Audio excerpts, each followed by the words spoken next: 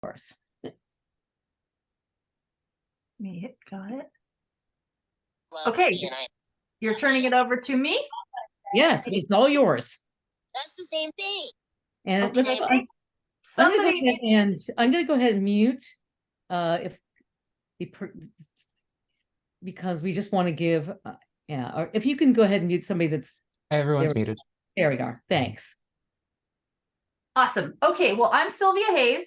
I'm going to be moving through a really big topic at warp speed. So I'll do the best I can. I want us to have time at the end to discuss it because it is big, and I think one of the most important topics of the age. You can get more background on me, Google me, whatever. I've been a professional environmentalist, climate change, and economic system change person for about 30 years.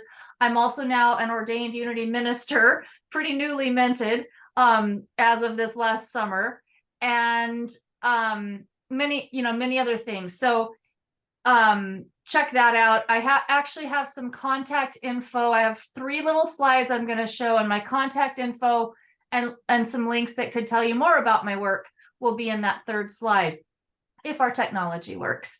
In the meantime, I am going to talk about changing the entire freaking global capitalist economic system in the next 17 minutes, and then we'll go into discussion. I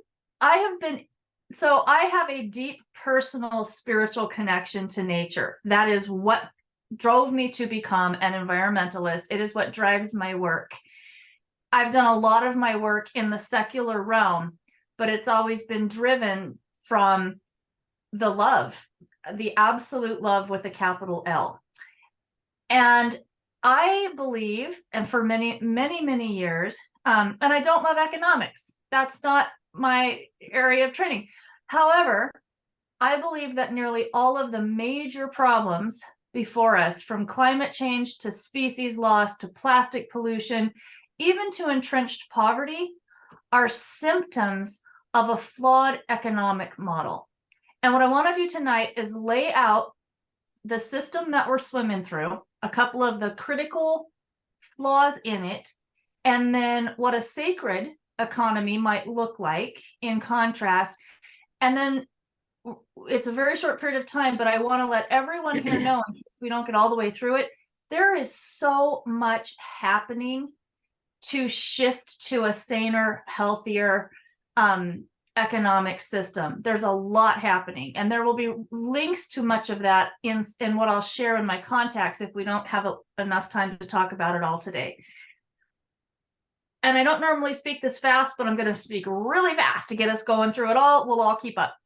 A connection that I make is I think that mindset and worldview are critically important.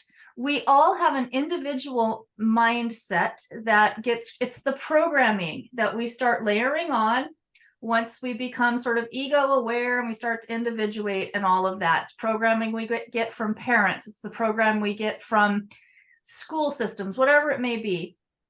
Some of that's helpful, some of it's not so helpful. And as we age, we start to learn that we need to unlearn a lot of our personal programming, right?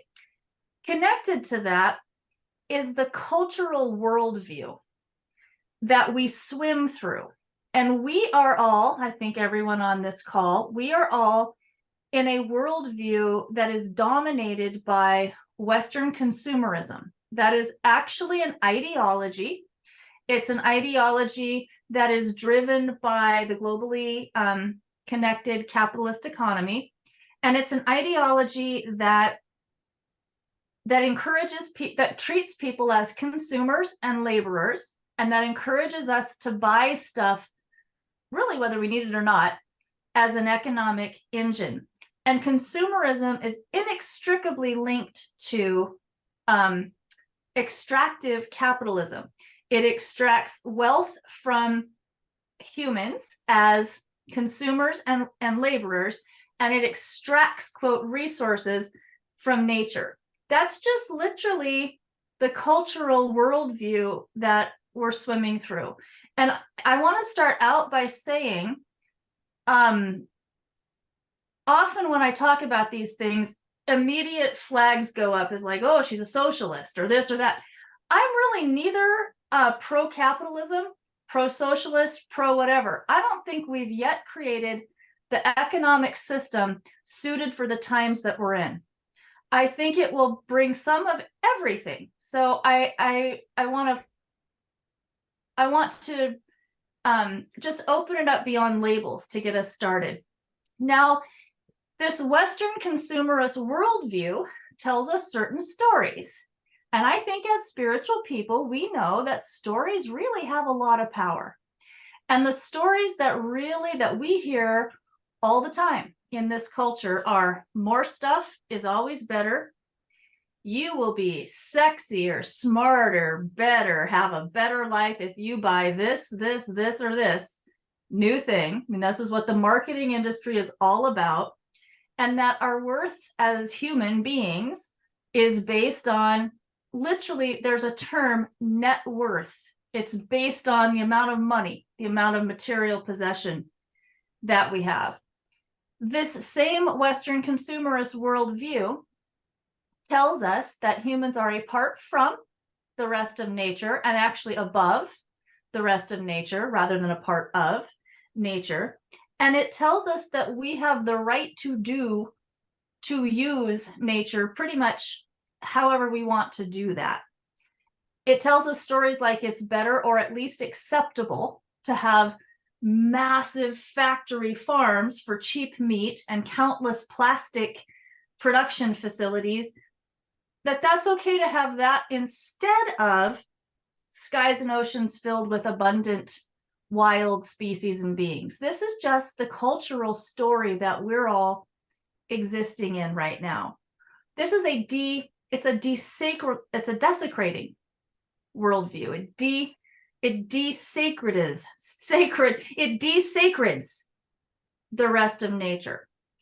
So I wanted to lay out that worldview piece. And then again, the main point today is just to hopefully give folks some different ways of thinking about and looking at this economy.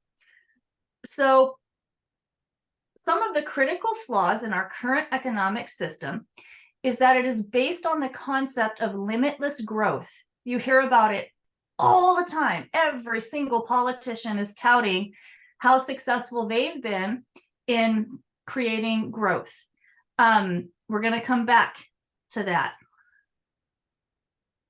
I want to just point out that the guy who created GDP, which created growth, Simon Kuznets, he warned that we needed to be asking growth of what and for what. And we don't do a very good job of that in this Western consumerist culture. And I'll just point out that in nature, growth for the sake of growth is the ideology of a cancer cell, right? The second piece that's really kind of an acupressure point, a leverage point, and a lot of good work has been done to move us past this, is GDP. It's gross domestic product as a metric of success. I'm going to show you a slide here in a second that'll make this point.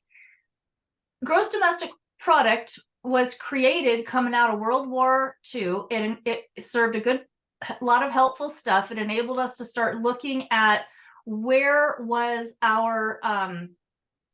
money flowing through the economy? How could we target that? It helped us to start to put resources in places that needed to be put there. The problem is GDP simply measures the amount of money flowing through our system. It doesn't have a way of assessing, is that money making us better or worse off as a society? So the GDP would count the money spent to keep a kid in juvenile jail as exactly as positive as the same amount of money spent to educate a kid.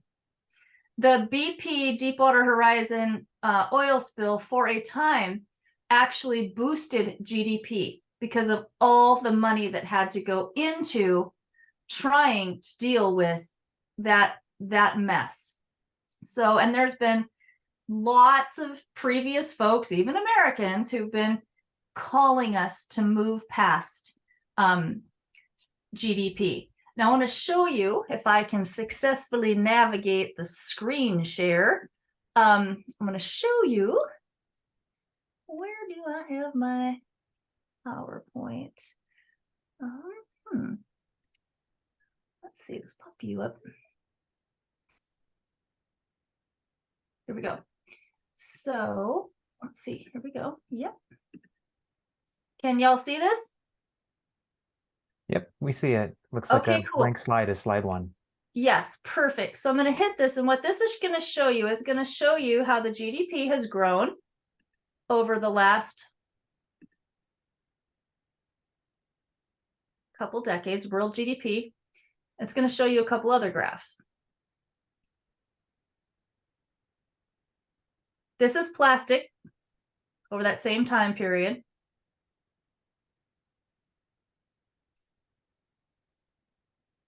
This is species loss over that same time period.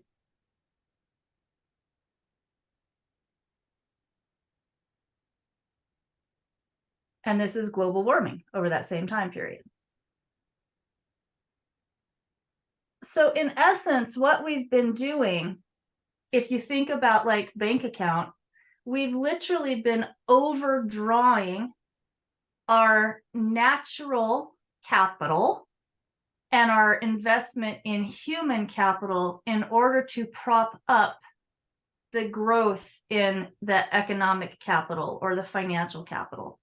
So wanted to show that. The other piece of this, I'm gonna skip that piece because I want to make sure we have time for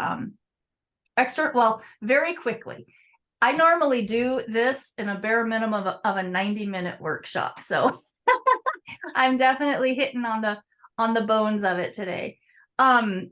We also externalize costs in this system. So we all think we're paying $4 or $5 a gallon for gas at the pump. But when you factor in the subsidies, the cost of using the military to protect ocean-going tankers, et cetera, not even including the environmental and health damages associated with fossil fuel, we've been paying in the double digits for a long, long time. But that's not projected at the pump because the system doesn't actually want to show that it's projected at the pump. Plastic, it's cheap. We can buy plastic so inexpensively, but it's actually not inexpensive because only 9% of all plastic ever created has ever been recycled. That is not cheap. The downside fallout of that is now beginning to be made much more evident. And then another challenge that I just want smart and consciousness aware people like you to be thinking about, we're in a system that we've all co-created that says corporations are people. It's a choice we made. It gives corporations certain rights as in people. And a lot of those rights have to do with the rights to extract and damage nature. I'm going to come back to that one in a moment. Before us really is the task of fundamentally redesigning civilization. And a huge part of that is going to be redesigning our economic systems. Now, I want to shift a little. Part of what it's going to take to move beyond, to evolve past the system that we're currently all existing within, is to address our perceptions. When Americans are polled about what do you think the economy is, what most often comes up are terms like it's a force of nature, it's an act of God. It's like this thing that is so big and so outside of ourselves. And I get that. I do, because I've been working on this for a long time. The truth is, it's a set of systems that humans have created and that we shape and change all the time. And we can shape and change in ways that are more aligned with an ecological consciousness or less aligned with an ecological consciousness. The other piece that I just would like to put out there, in this worldview that we swim through, we are literally programmed to consider ourselves consumers. And I think it's really super useful to challenge that. We're really citizens. We're spiritual beings having a human experience, and we're citizens in this country, right? So, period on that. All right. I've heard it said that if you don't ask the right questions, the answers don't matter. So here are some of the questions which we see in the political debate all the effing time, right? Here are some of the questions on this particular topic that I think it's useful to be considering. Growth of what and for what? What's the economy for anyway? And if this is a topic that is of great interest to you, a dear friend of mine, John DeGraff, long time back now, wrote what I think is kind of required reading book. It's called What's the Economy for Anyway? Because we tend to think that, you know, it's an economic engine, it's to move things around, it's to help people have work, whatever. We often spend a chunk of an actual breakout session in this when I'm doing this as a workshop, but don't have time for that. So just think about that a little bit in your own consciousness. And then I think another important question is, the economy working for you, or are you just working for it? You know, when COVID hit, we had what they were calling the Great Resignation, right? We got an experiment with genuine basic income for the first time in the US.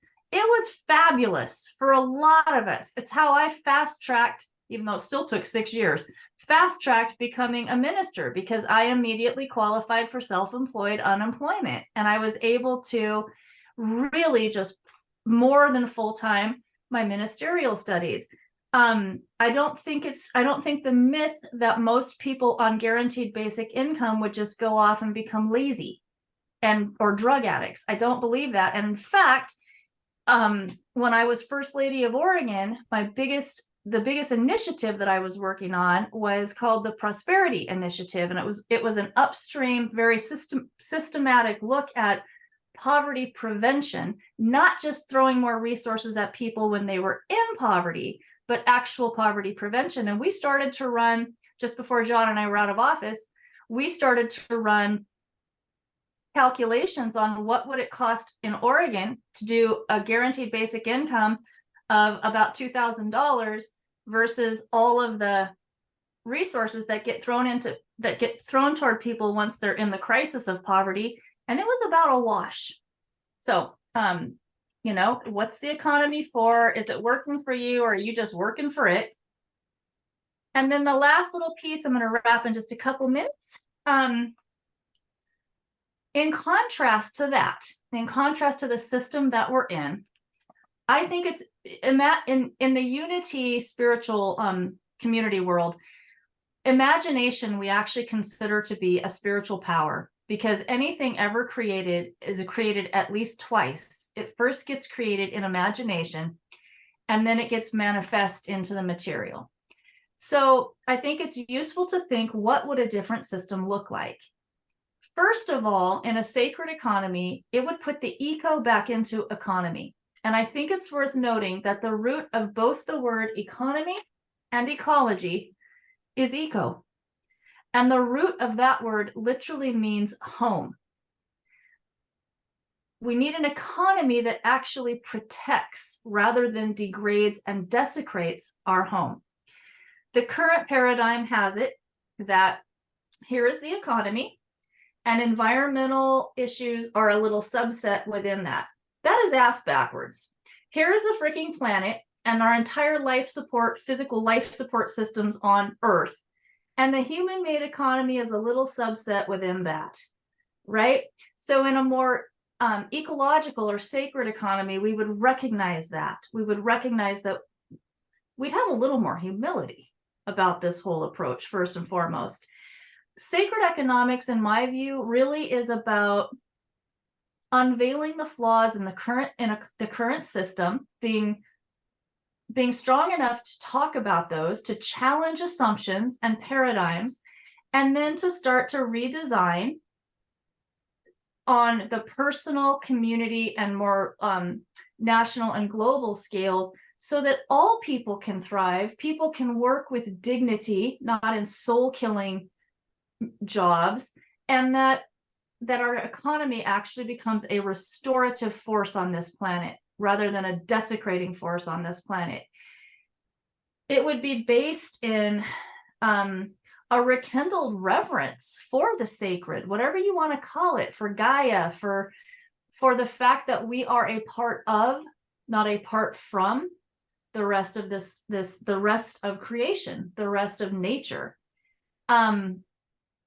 It's going to be more localized. I believe this shift is coming by choice or by force. The more we choose it, the more wisely and less chaotically we're going to be able to make the transition. It'll be significantly more localized. That's a separate topic. I don't have time for that. We'll be looking more at things like worker-owned co-ops, localized finance systems, redesigned finance systems. We'll no longer create toxins that the planet cannot process and reuse. We're the only species on the planet whose excrement can't be turned into fertilizer, right? The only one. That should be saying something. And then I think really importantly, we need to be looking right now, and in some ways we are, at workforce opportunities for a workforce that's actually doing the work that society needs done. Not just a workforce that's all designed about keeping this consumption machine going. All right. I'll come back to this in Q&A. I will just say that there are many examples of where this is already happening. I would point to the country of Bhutan. You can ask me about that. There's a whole new economy coalition. Donut economics is catching traction. The B corporations, circular economy. I think one of the most kind of exciting newer developments in the environmental movement is the rights to nature movement. And New Zealand was I think the very first to actually grant legal rights to one of their major rivers there. That's now been taken up by Bangladesh. Right here in my neck of the woods in Oregon, in 2019, the Klamath River was given rights by the tribes, the indigenous tribes that actually had original governance there. That's kind of sticking. It's been added in some ways into the Ecuadorian constitution. And then I would say on personal, we'll talk about this in discussion too, but personal, what the heck do I do personally about something this huge?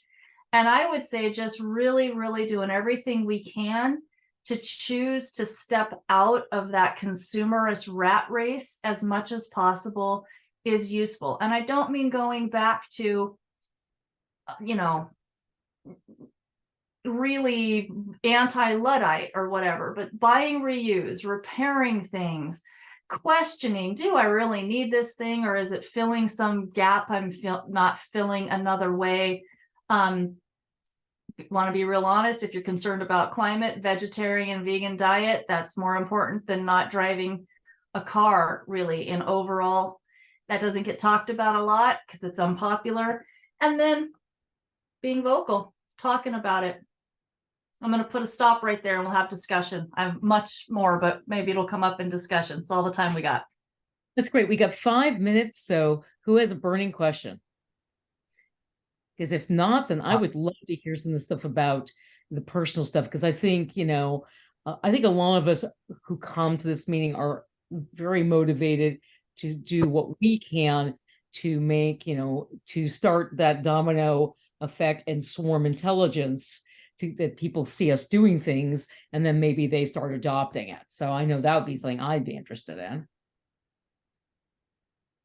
But yeah, I forgot. I do want to save a little over 2 minutes for this little video clip I want to show you, because it shows what can happen when we do slow down this consumerist machine.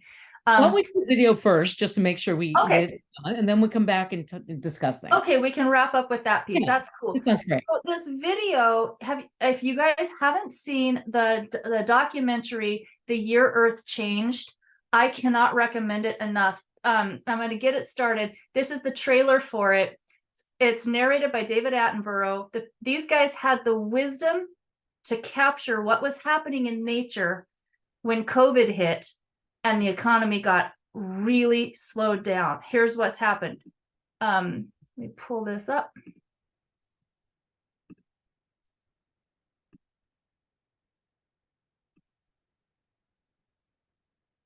Can you hear it? March 2020. A deadly virus sweeps around the world. Overnight, our lives are put on pause. Today, the WHO declared a pandemic, issuing a stay home, stay safe order. Directing all of our residents to quite simply stay at home. As we stop, remarkable things start to change in the natural world. Oh, shoot, guys, I'm sorry. Hold on. I was trying to get it to full screen. Let me start this over. I'm going to leave it alone. I'm going to have to leave it like that. March 2020. A deadly virus sweeps around the world. Overnight, our lives are put on pause. today, the WHO declared a pandemic, issuing a stay home, stay safe order. Directing all of our residents to quite simply stay at home. But as we stop, remarkable things start to change in the natural world. With the clear skies, for the first time in a lifetime, we can see the Himalayas. With beaches closed to humans, these animals were nesting at a more successful rate than we've ever seen. One vocalizing and then the other. I'd never heard that before. From the start of lockdown across 5 continents, we have recorded a global experiment of epic proportions that has shown us, if we choose, we can transform the health of the planet. For all.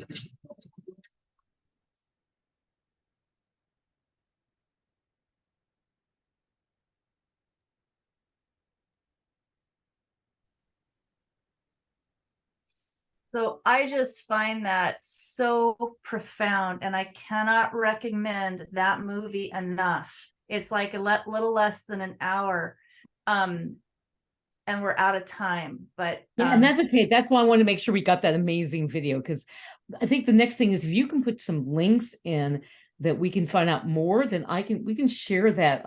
One of the things that's marvelous about this particular group is we have very easy ways of sharing, information so that people can find out more on their own, which is often what people do. I really want to thank you for your time, and I want to thank everybody that showed up today.